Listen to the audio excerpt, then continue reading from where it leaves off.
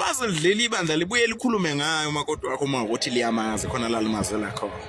Ngakho ngithi uma ukhetha umuntu futhi ukhethisisa ngoba ukuthula ngeke ukuphinde ube nako uma uwe wakhetha. Kwakuthi ongabafana kwala engathi ngakhona impahla lengayithengela ubaba. Kwakuthi mangidlula ngasekhaya ukuthi nazi izimvu zasekhaya. Nami ngangithi uma ngimazi ngabuya ngekhaya ngibuyelela ngayithenga khona ngiyifica khona ngiyithatha ngizisekhaya. Ngithi ke babhemi kunento ethi uma nikhetha ningenzeleli ngiyaphinda futhi ngoba uma ukhetha umuntu hayi ngoba umqoqa noma umzwela noma umdabukela noma uzizwe umthanda. Umthathele lezi izathu wambonela zona kwasekuqaleni. Ungalenza iphutha lokuthi uthi hayi ngifuna ukudlula ngiyandlula ngihleli bese ubona lezi zinto oyithandayo bese ufuna ukumthatha lowo muntu. Ngoba injongo bengesiyo leyo wasekuqaleni. Leyo nto yokuhlukumeza ngeke uphinde ube nakho ukuthula ngoba uyabona mfowethu uma lizothi ibandla lihleli ivio lihleli insizwa uvundle phakathi kwalo. Seyidlile ikhothile insizwa mase ikhothile ikhuluma noma yini.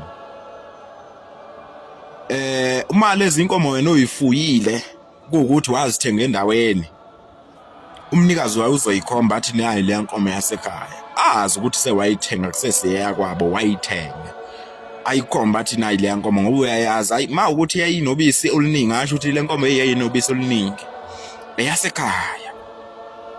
Ngithi ke mawukhetha ungenzeleli khetha mfowethu ukhethisise uqinise umthetho mawukhetha ngoba ukuthula ngeke uphinde ube nakho uma ukhethile wakhetha umuntu ngoba umdabukela noma umzwela. Lizongizwe ibandla ukuthi ngithini. Ngithi mina mawuyinsizwa afuna ungasabi. Yebo umuntu kodwa uma kuthiwa insizwa zihleli su100 emzini wakini sifikile kunomcimbi. Uma endlula umakoti wakini umakoti wakho phambi kwamaxiba ungasabi ngaye. Ungathuki. Ngoba insizwa zikhuluma yonke into.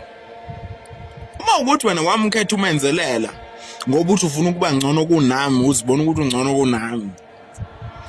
Mase lidlela ibandla libuye likhulume ngayo makoti wakho uma ukuthi liyamazi khona la limazela khona. Ngakho ngithi uma ukhetha umuntu futhi ukhethisisa ngoba ukuthula ngeke ukuphinde ube nako uma uwe wakhetha umuntu ngoba umzwela noma umdabukela. Noma uye nje uyiyela wasuthi usuyamthanda usufuna ukuthi akugane. Yana ngathi ungaya kuyena ngoba vele ubunenhloso yokuthi akugane bese niyavumelana kuqome bese uyamganisa. Uma ukuthi beniyihlelele nje utshwaleni wayibonela intombi naye ixoxela hawu nase nithandana akayekile ukuphuza uze nimayisela ekhaya leli ibandla eliphuza naye belikhuluma naye njengawe mawungekho wena. Nawe njengoba ukhulumile naye bengekho abanye navumelana. Mawungekho uvumelana nabanye. Ngenzeka avuma ukuthi umthathe. Kodwa zothi insizwa mase yihleli la ekhaya zidiscuss umakoti wakho ngoba siyamazi.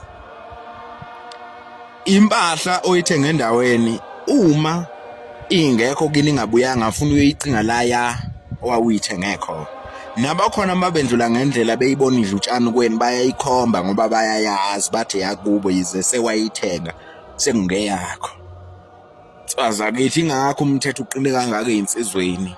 Futhi insizwe inkulumo zeinsizwa ziyahlukumeza kakhulu lapha ku TikTok kodwa ziyakha babhem ingathi ningayilalela neyilalelisise.